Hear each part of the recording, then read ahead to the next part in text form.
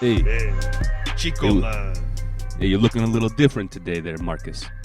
I'm not Marcus, man. I'm another white guy pretending to be a Cuban. Razor Ramon. Oh no, And the sad news. I heard the sad news today. rest in peace. Yeah. Razor Ramon has passed away. The legend. Who is he? For those that don't know. Razor Ramon, aka Scott Hall, was one of the greatest professional wrestlers of all time. He was the bad guy, the quintessential bad guy. If you can see in the virtual background, he was a beast of a man.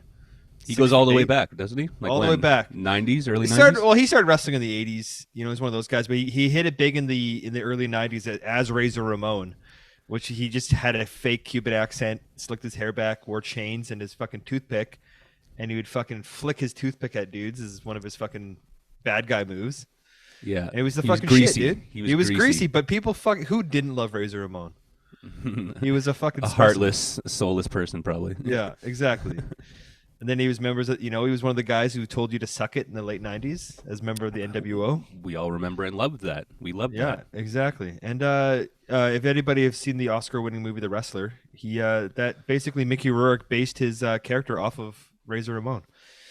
Oh. Because he dealt with fucking in the 2000s, he dealt with like all the drugs and alcohol fucking came up to bite him in the ass, and he was a shell of a man. And then he redeemed himself, and it was actually on the up and up. And then he just recently died of complications from hip surgery. He went in for a simple hip surgery, had blood clots. Blood clots killed him. Man. Fucking sad. It's crazy. Yeah, it is sad when someone like overcomes like things that should have killed them, and then something almost simple just gets them. It's always sad. Yeah, they get sober, and then they fucking die from something else, man. Yeah. It's come to collect, I guess, fucking I suppose Final deaths. Destination. Yeah. But I mean, like, dude, exactly. He was a fucking titan in a time of titans, like when shit was fucking, when you just had giant dudes on steroids, fucking popping with outrageous personalities. Outrageous personalities, and they were just fucking picking dudes up and slamming them. Like his whole move was he would literally pick a guy up over his head, slam them on the ground, and he did it without breaking people's necks, which is actually quite fucking insane. Because for all intents and purposes, that would kill a regular person. Like if he did that to you and I, we didn't know how to protect ourselves, we would be dead. Yeah, legendary. Legendary, dude. I just fucking that's the shit, man. It's just another semblance of this era, which I mean, it's kind of funny because I always talk about this. Like I do, like, I don't really watch wrestling anymore because it's essentially guys like you and I and other just regular people who love wrestling that wrestle now. Mm-hmm. So, and nobody really does steroids anymore or is fucked up. Like that's the part that's missing that you. Well, that yeah, you miss? dude. Like Scott Hall killed a guy, dude. Scott Hall literally shot a dude. Like I mean, shit was wild. Like, and I think it speaks to the mythologization. Is that Razor Ramon? Razor Ramon, yeah, it's Scott Hall. He killed a man. He killed a man in Florida. He was a bouncer in Florida at a nightclub, and a dude tried to come at him, and he ended up shooting him. Outside of the nightclub. Is that way before wrestling or like during his wrestling? While he was a wrestler, yeah. Oh my god, what? Dude, fucking wild. Damn. Yeah. I mean, and it's funny because I look at you look at a guy and like you definitely see how it eats up and kills people, and like all the wrestlers that we grew up with when we were children are mainly dead now, except for Hulk Hogan. Unfortunately, like, why is Hulk Hogan the only fucking guy alive? I don't understand that. Money keeps him alive. The racism, brother. Yeah, he has no blood in his system. It's just money. It's just fucking money. Yeah. But these guys, I mean, like, they were so hyperbolic and entertaining, and but they're also fucked up. It's kind of sad because now I'm like, oh god, normal people that just like want to do a passionate thing, yeah. a thing that they're passionate about and entertain, and I'm like, yeah, this is bullshit. Give me a 6'10" ex-football player or fucking Miami, Florida bouncer or like mob enforcer. Do you know what I mean? Like, give me an ex-Hells Angels guy who's killed a man. You want put him in spandex. Yeah, you want someone who's kind of more like a carny, leans more towards a carny than like a career office job guy who like these guys are known. Just watched these guys growing up and was like, well, I can, because there's no, I mean, they love it, but it's just like you're watching, that you're watching something fake, I guess, or like you're watching the something that they're just, is gone. The spectacle's gone. It's just like, okay, we're gonna do a cool flip move. And then, like, it's all about the actual athletics of it, ironically, even though they're very unathletic-looking people. They're probably better at doing flips. Right. It's like, no, I want a giant guy who comes in and can just pick a dude up. And, like, if he broke the guy's neck, he broke his neck. Who knows? Everybody's so whacked out on fucking pills and steroids that like. Do you think that? Do you think? I don't watch it now either, but like back in the day, there were like really big personalities, like stereotypes and stuff like that. But it was like cartoonish, and it like added some kind of like sense of like story and imagination to it. And now it seems like it's just like you're saying, like just like athletic people who are like just gymnasts basically.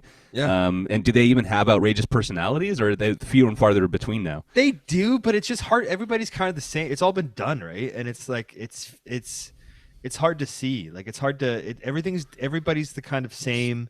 It's already been done.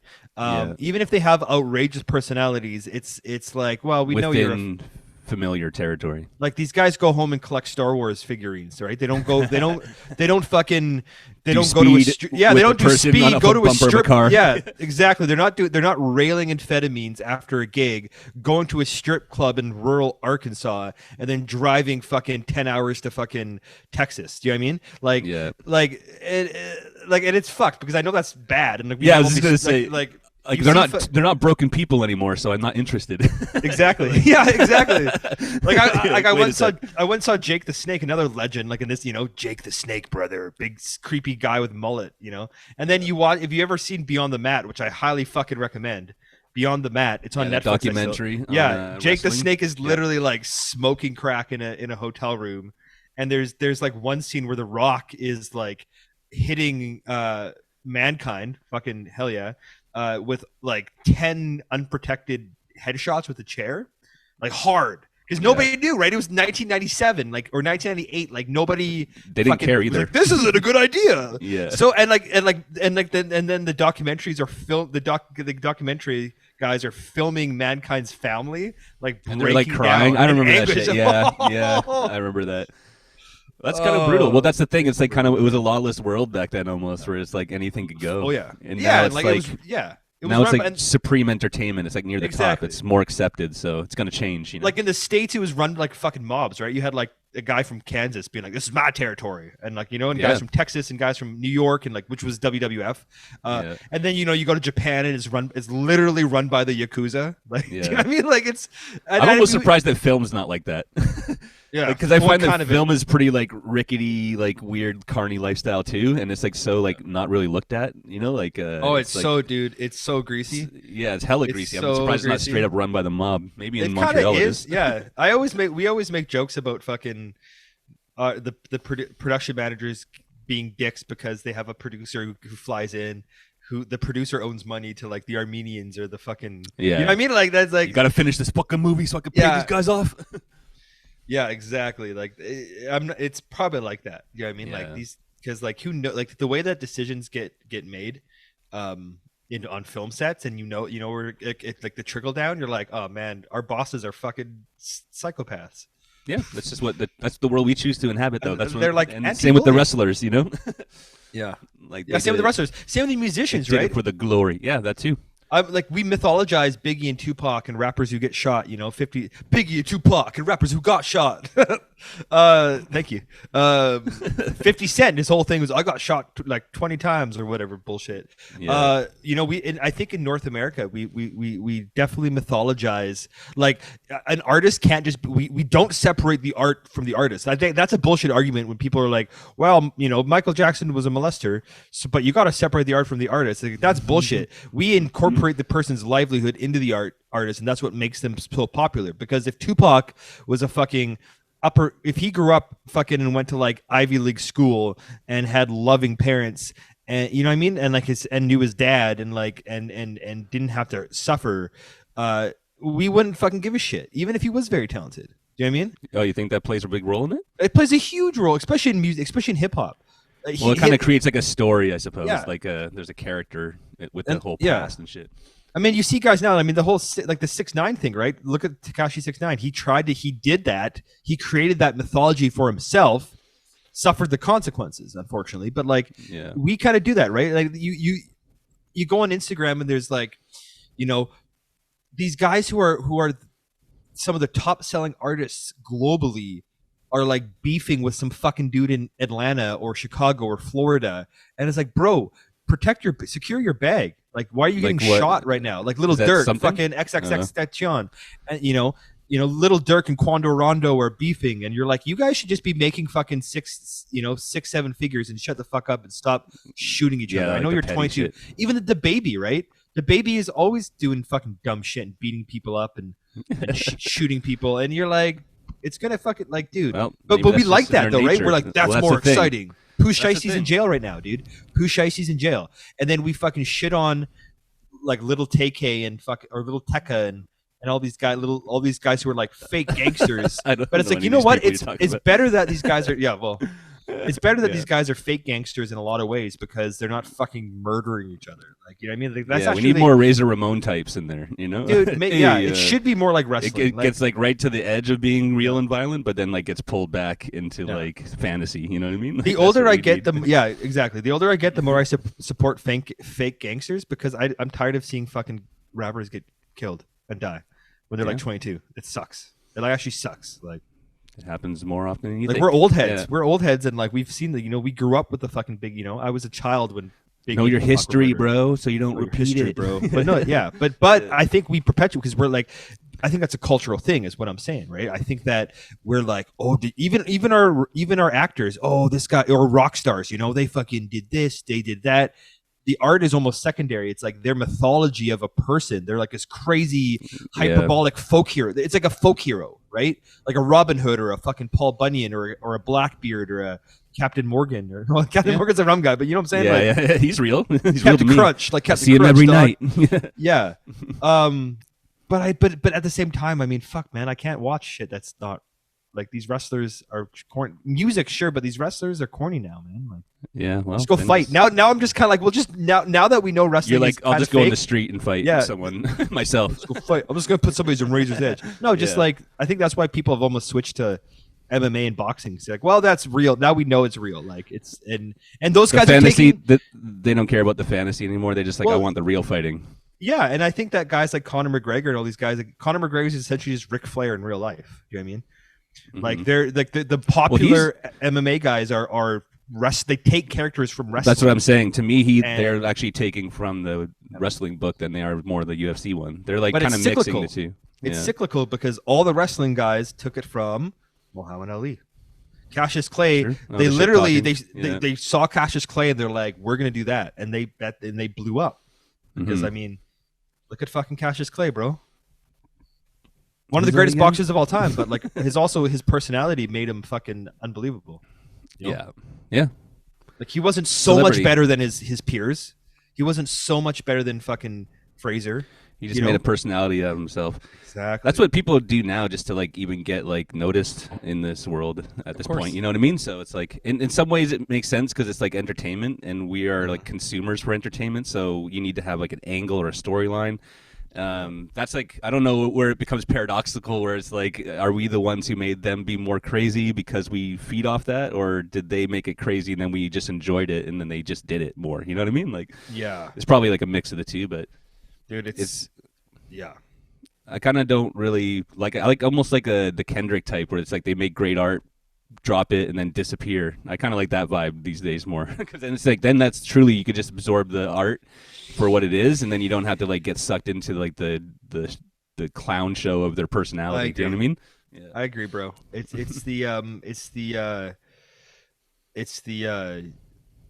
the catharsis is not purely, but it's mainly in the art. Yeah, you're not watching them on fucking IG Live thinking, oh, they're gonna get shot, or like, whoa, or what kind of dumb thing did they do? Did they say something about someone?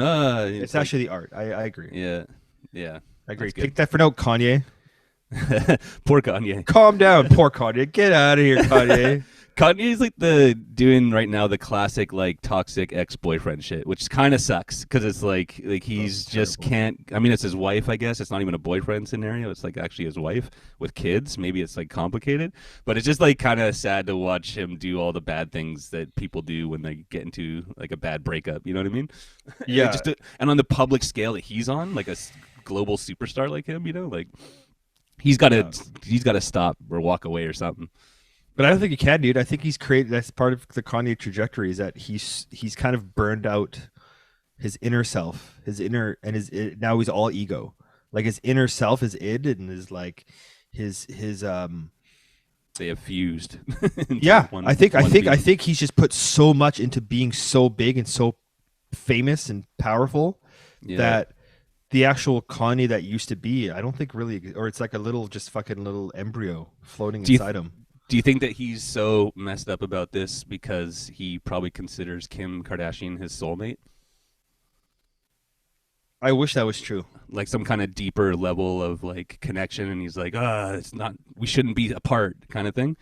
I think no. I think he objectifies Kim. I think he only treats Kim how he sees Kim. Like, you know, that's why he fell in love with Kim. That's why he had babies with Kim. Kim is like the most popular woman in It's like- the Western world. It's like how she fits into his life and, Exactly. and makes him bigger or better. It's like No, how dude. he how he feels about it. You know what I mean? I think Kanye's soulmate was his mom, unfortunately, and that's why he's kind of 100%. fucked up right now, Yeah. bro.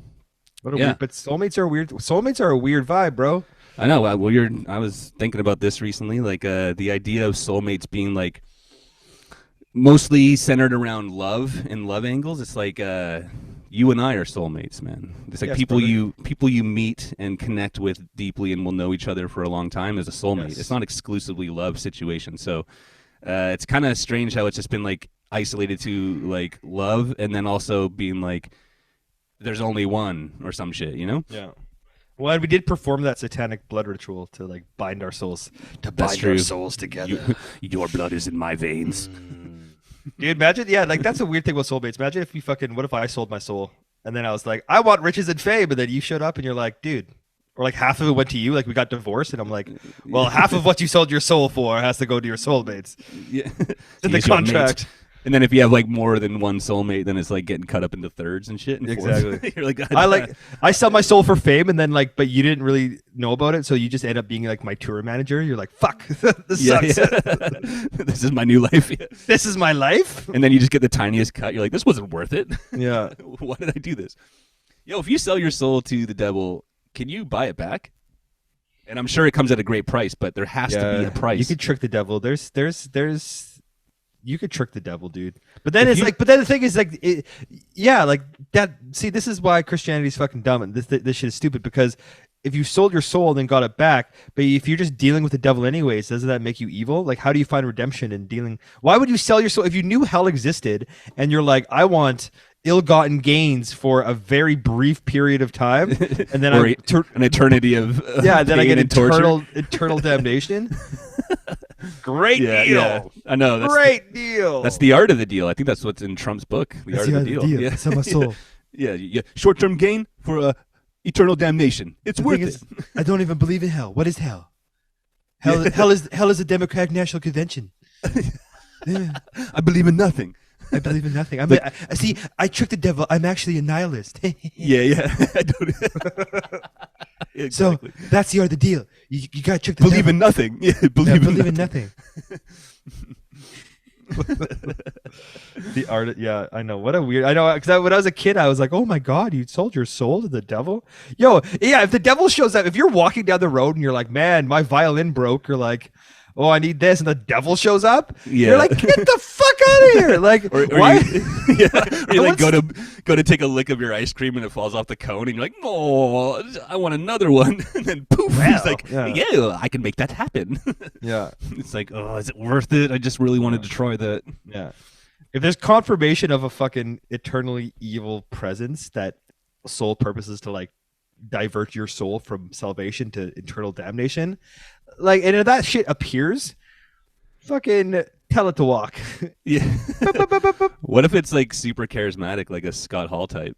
Like he takes the visage that's of Razor true. Ramon. He's like, hey, Mark, hey, you wanna whatever you Hey, wanna, give it to you. Chico, Just hey. I just take your soul, whatever. Just take your soul, man. Yeah. Like, do you even believe in a soul? Maybe you don't even believe it. Souls don't exist. Like, just give me the damn thing. Yeah, that's true. That's true. The souls don't exist. Yeah. Soul- yeah. What What's is that- a soul? That's what the is- thing too. Yeah. What is soul, man? What's that Egyptian soul? Soul You is know- Memphis in the '60s, huh? Yeah, dude. I like the idea of the Egyptian soul, where it's like your face on a bird that like flies away. Hell yeah. Damn That's right. always a cool one. Yeah. Yeah, soulmates, dude. That's a fucking weird concept. Collect The- them. Got to collect them all. Gotta collect I don't them all. know. They're Give all me out your there. soul. Yeah. There's a few. There's a few. You ever have friends that you just you don't talk to sometimes, but you see them after 5 years or something, and then it's just like old times? Oh yeah, those are the best friends. Those That's are the best soulmates, ones. bro. Those are Soulmates. soulmates. That's true. Yeah, I think so. Yeah, and yeah, I think being it tied to your partner necessarily is It's a bit pressury, it's a bit pressury. yeah. Unless you have a good partner and you're mostly friends first, that's kind of like the vibe. Because friendship will fucking gotta last be forever. friends. Yeah, friendship will last You forever. gotta be friends, man. And I've been thinking a lot about this. I think the whole honeymoon period is false. I think it's false. Of course it is. It's just all rosy glasses. No, but I think it's like that. The rosy glasses, that's a real thing. I think we lose that. Oh, true. That's real. You just got to pull it back. You got to pull it back. You got to keep that alive. This is how we talked about this before, but I think living together definitely maybe adds some strain to it. The only reason I say that is because, have you ever lived with your best friend before? We've never lived together, you and I. We kind of did. We did briefly when I came to Vancouver. I lived with you for 3 months, and that was a good time. But then you bounced on me. You fucking left me, man. Fuck you. Yeah, bought a house. You bought a house with your girlfriend and left me, you asshole. Fucking homeowner, dude. Fuck you. Yeah. Fuck our friendship. I own property now. You know what? That's my soulmate is a mortgage. A little side trip on this is that when you actually did move out of that apartment and I came home that day, it was completely gutted except for my room. Oh my God. I came in, it was completely empty, and I was like, oh, okay. I went into my bedroom with my bed and my side table, but everything else in the house was completely empty. You just stared into the empty void. I was like, who am I? What have I done? Contemplated your life. Yeah. Had an existential crisis. You're welcome. Yeah, exactly. But my new best friend is my mortgage, dude. Yeah. But living together, I think, puts a strain. I'm not saying it totally destroys, but I'm just saying, if you hang out with the same person every single day and have to do all that, it could become a strain. Yeah, man. Well, that's the thing. Yeah. It has a positive. I mean, growth takes effort, right? You don't just it's like working out. You have to actually try on it. I agree. You wake up and you have to do fucking dishes, and Tina's like, oh, you have a bank appointment. I'm like, yeah, it's on the phone. She's like, no, I booked it for you. You have to drive to Surrey today. I'm like, oh shit, what? Oh, that, the mundane things of keeping yourself organized and actually being growing that way. Yeah. I mean, it can easily replace the fun. Yeah, it's like the rose-colored glasses of meeting each other at first, which and again, I don't think those are fake things. No. But it's you always show your good. It's you peacock first, right? Exactly. And those are still your feathers, but Yep. you show them first. They're still there. And it's not every day. You see them once or twice a week, and then you could put on the peacock show, and be like, hey, I'm fucking awesome, aren't I? I'm chill, blah, blah, blah. And then you go back home and you're to your filthy, shitty hole. I'm just joking. Not quite like that, but you know what I mean? I'm not saying that it's bad, but I'm just saying it's a evolution of a process, Oh, very much so. Yeah. It takes crazy times. Takes thoughts and things. I think we could live together, dude. I think we'd actually live together fine. That's probably true. I think it's true. Because we're so used to each other, and I think we're kind of used to each other's space. Yeah. And especially now if we're working a lot, and then we could just see each other, do creative stuff, do stuff ourselves. Yeah. Ebb and flow. Also think that because we're soulmates, we know how to read each other pretty well. That's true. I guess that's a big part of it too. Any relationship you have is being able to read the other person. Dude, that's the hardest part, man. That's synchronicity. And then acting accordingly, almost, Well, and not getting and not what I have to work on is, and I think this is trauma, past trauma and shit, is not getting defensive when somebody is like, this is how I'm feeling. Yeah. You know what I mean? Because I'm instantly oh, you're accusing me of doing something bad. That's an interesting. Yeah. Do you know what I mean? And then then it's defensive, and it's just wow, man, that's fucking past trauma from my old life or from my old patterns. Yeah. You know what I mean? Because I was having some experiences where I would say something, and I wasn't even trying to compare myself to another person, But then the other person would be defensive, like, well, I do this. And then it's like, well, I'm not even saying anything about you. I'm just saying stuff about me. And you don't compare and then become defensive. Do you know what I mean? Yeah. Like you're saying, like it's almost just like you have to just sit there and listen. Dr. Phil in the house. Dude, that's the hardest part. It's the hardest part, bro, is sitting there and listening. And I gotta stop being such a like. I'm a grump a lot of the times too. I realized. Get that stick out your ass. I know. Well, I realized it's like, well, I'm not sharing my. It's not a good trait. I think I just come from a long line of grumpy people. Yeah, don't do that. It's not good, man. Be more jackass. Yeah, exactly. Be more laugh at the terror of life. Laugh at drinking sweat. Yeah. And just talk and like learn how to talk. Like, unlearn your patterns, guys. If anybody listening, unlearn your bad patterns. And it's doable. And I say that, and I'm a fucking hypocrite. Yeah, exactly. We're nobody to talk. Yeah, we're nobody to talk. Advice. Yeah. My life is in shambles. Please unlearn your patterns. Ba, ba, ba, ba. Yeah. Man, okay, I gotta talk about that. Just reminded me of Jerry Seinfeld's like long ability to date women. Like, who's fucking dating Jerry Seinfeld? Dude, I'm not even talking about the real one. I'm talking about on the show. On the show, I know. He had like these weird like hang-ups on certain specific traits of a person. Then you'd be like, I can't date this person. She had big hands. Who's dating him? She had big hands, George. Yeah. I can't even do. Well, that's the deal. Yeah, I know. I know. Yeah. Well, that was the joke. Fuck Jerry Seinfeld. Yeah, he was a wiener in that show. Kramer is where it's at, man. The chaos of Kramer. That's right. Except for his real life. Can you separate the art and the artist on that one? No. No, they're one and the same. Cannot. Yeah. Now we look at Kramer's adventures through different lenses. What a weird breakdown of a human being. That was kind of trippy. That was like one of the first kind of like big ones like that, where it was like, whoa, someone caught that and put it on social media, and we're all like, Jesus Christ. Yeah, it's like no coming back from that, buddy. Yeah. Hey, did he ever come back? I don't even know, actually. No. But he also doesn't need to. He has fucking Seinfeld money. Man, that syndication money, he's got to be just living large. Yeah. Think he made a deal with the devil? Michael Richards? I think he made a deal with fucking Weird Al Yankovic. UHF? Remember UHF? Oh, you get a drink from the fire hose. Yeah. Yeah. Fucking he was a janitor in that. He was great. It's one of his first roles. Good physical comedy, man. I like good physical comedy. That's right. That's why you like Jackass, right? I don't know. Do you even like Jackass? Did you? Oh, I love it. Did you watch the new one? I watched the new one. I watched all the movies over again recently, and they're just like, I like how stupid it is. Sometimes you just need something stupid to laugh at, and it's no deeper than that, Yeah. Like a guy getting hit in the nuts. It's just It's funny. genius. I don't know why it's funny. It's genius.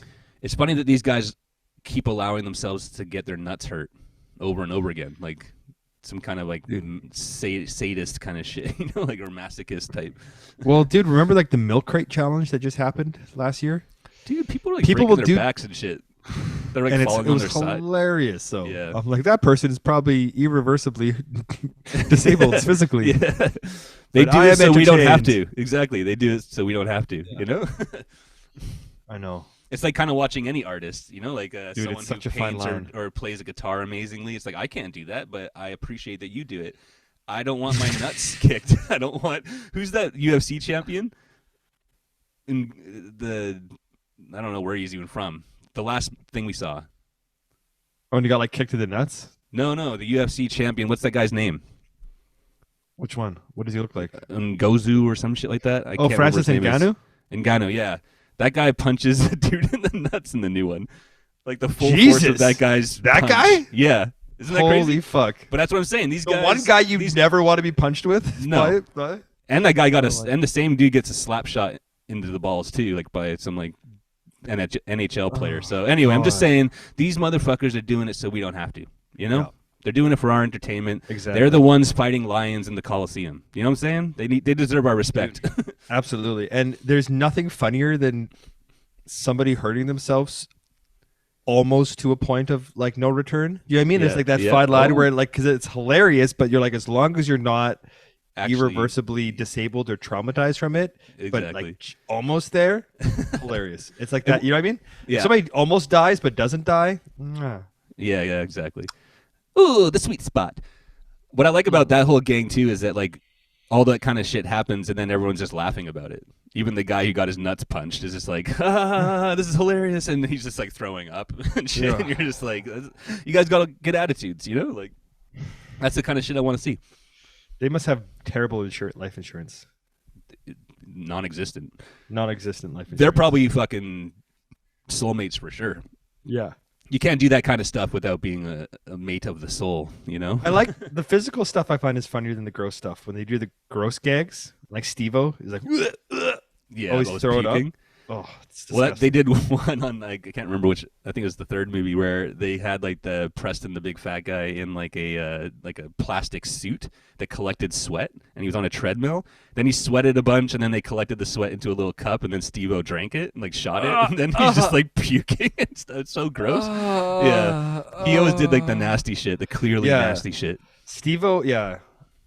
Knoxville was the king of the physical getting fucked up. Dude, almost every movie he got hit by a bull. Even in the new one, like who wants to get hit by a bull? You get hit by a bull once, and you're like, I'm done, dude. You know? Yeah. You remember when he fought Butterbean when he went to? It was like in a store, and like they brought Butterbean in, and then if people don't know, Butterbean is a morbidly obese professional boxer. Though he's a huge, so he's fat. He's giant and white, like pure white, bald, no body hair, fat. But is like stocky as hell, powerful. Like he's a boxer. Like he's like a beat bison. The shit out, yeah. And so him fighting, and he's beating the shit out of Joy. He doesn't hold back. Like laughing. Yeah, he just beats the shit out of him. And he's like almost got a concussion. He's like, was it good? Yeah. Oh my god. The one thing I don't really like, and I do like poo-poo humor a little bit, but there's a lot of them where it's just like actual shit. Is just like a close-up of like a diorama, and then just like shit just drops on it, and you're like, I don't want to see that. That's fucking gross. That's gross. Yeah. 2 Girls 1 Cup vibes. Yeah, I never saw that, thank God. Yeah, but hey, now I'm gonna start watching the show. I'm like on a weird deep hole on that shit. Nice. I'm going in. I'm going down the rabbit hole. Hell yeah. Hell to the yeah. Are you sure about that? I'm sure, bro. That sounds very like lackluster and. Hey man, no, I'm just cool like Ramon, man. Hey, man. Tranquilo. What if I just like all of a sudden switch to like some cholo vibe? Dude, like, I support you. Like High I just socks? for no apparent reason just like leaned into like being Mexican and like Bro, I would talking with an support you. accent and stuff. Like, hey Mark. I'd be like, Like a finally, I got stereotype. my cool cholo friend here. Hey guys, it's my cholo buddy. No, dude, get the high socks and Dickie shorts, bro. Get a new pair of fresh Nike Cortez. I just talk like mad Fucking, stereotypes. yeah. Like, let's go get some vato. tacos, bro. Yeah, you like, come just, back from LA like, from seeing your Mexican family, and you're just Yeah. like fucking like, man. I'm like a racist caricature of a Mexican. Like your shaved head, little mustache, completely Yeah. shave your head. Yeah. High socks, fucking yeah. You gotta get the high socks, right? That's right. The fucking high socks, The the high Dickie socks shorts. and the Dickie short. Yeah. Dude, So that's there's a like vibe, a bro. tiny bit of like skin between the knee and the high sock. just the the tiniest, a slit. sliver. Like Just a we're slit talking of like skin. Amish Playboy style, you know, Yeah, like the Amish just Playboy. the sock pulled up. Or something. I support that, dude. I support you in your dreams. Yeah. What if I rolled up like that? What Well, if yo. I rolled up like a cholo? No, that'd be fucked up and racist. But like, what if you what if you rolled up though like a French Canadian, like hella French Canadian, you know? Like you and I should just become stereotypes of our heritage, dude. You know, Yeah, like a fucking but Quebec. Nobody gives a shit about fucking French Canadian dudes. like every time we ask about going to get food, I'm like, hey, we should go for tacos, and you're like, but I want a poutine. Yeah. And we're like, I want to put in, man. yeah, I want a tacos. What's that like a fucking like I show up in like a fucking like bleached tips and like a bad fucking like Armani shirt. Yeah, with a like- canteen full of maple syrup or something. Yeah, fucking Canadian hat. Habs hat. Yeah, just rural Canadian Oakleys. You'd probably just be like a weird. Oakleys? Yeah, like that's the thing. Like, do Yeah. I lean into like my Western Canadian guy? Like, do I show up with like Oakleys and like a real tree camo T-shirt and like, you know what I mean? I don't even know what a stereotype dress of a French Canadian is. What do you think about the idea of like, say you and I basically grew up in Canada. We have like this kind of vague cultural heritage that we've never really explored. What do you think about like people who like are in that same position, but then like one day just get really into it, and then like make that their identity? You know what I mean? Like what?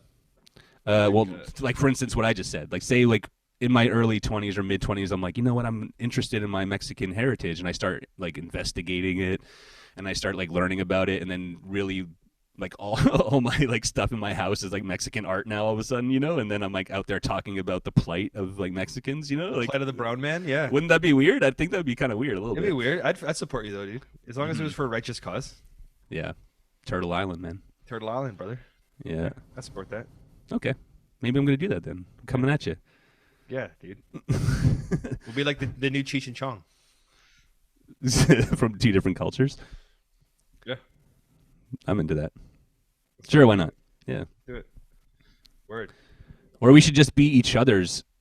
Yeah, like you, exactly. You can show up in a adopt- fucking Habs jersey and like fucking cowboy boots yeah. and just fucking listen to Willie Nelson and Shania Twain, and I'll wear Dickies and lowriders and listen to fucking Kid Frost and Cypress Hill. There you go. Fucking Yeah. Bam, ba-dam, bam. bounce on my fucking lowrider. You got like a little bit of tanning fucking lotion on your Just shit. get burnt orange. Yeah. Die of skin Shit. cancer. Rest in peace. Sell your soul to the devil, man. You can make it. Can you make me Chicano? Chicani? That's bad. Get me out of here. I think that's probably maybe a good That's place to it, leave. bro. Fuck that That's shit, fucking it, dude. Yeah, fuck it. Rest in peace, Razor Ramon. Yep. Find your soulmate or don't sell your soul. Don't sell your There we soul. go, if you bro. have any percentage of any kind of heritage, just exploit it for your own gains. Yes, exploit Yeah. for your own gains. 100%. Yeah, do it. Okay. All right. Peace All right. out, though.